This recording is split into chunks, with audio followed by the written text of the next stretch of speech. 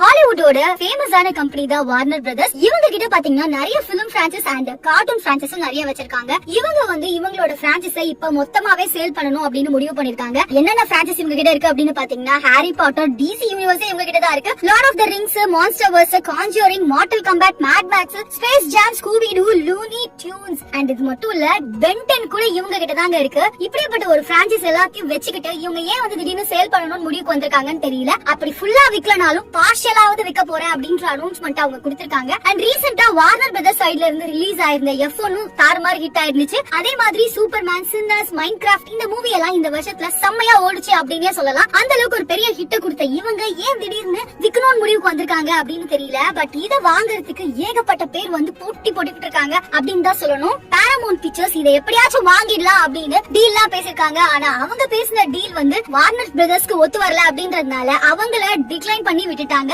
And அடுத்ததா லிஸ்ட்ல யார் இருக்காங்க அப்படின்னு பாத்தீங்கன்னா நெட்ஃபிளிக்ஸ் அண்ட் காம்காஸ்ட். இந்த நெட்ஃபிளிக்ஸ் மட்டும் இந்த பிரான்சைஸ வாங்குனாங்கன்னு வச்சுக்கோங்க, எதையுமே தியேட்டர் எக்ஸ்பீரியன்ஸ் பண்ண விடாம ஃபுல்லாவே ஓடிடில லான்ச் பண்ண தொடங்கிடுவாங்க. பட் இவங்க மட்டும் இந்த டீல் முடியவே கூடாது அப்படின்னு தான் எனக்கு தோணுது. அண்ட் அதுக்கு அடுத்ததா பாத்தீங்கன்னா காம்காஸ்ட். இவங்க யாருன்னு பாத்தீங்கன்னா இவங்க கீழே தான் யூனிவர்சல் பிக்சர்ஸே வரும். சோ இவங்க இந்த பிரான்சைஸ் எல்லாம் ஹோல்ட் பண்ணாங்கன்னா கண்டிப்பா அது வேற லெவல்ல அவுட்புட்டா இருக்கிறதுக்கு நிறையவே வாய்ப்புகள் இருக்கு.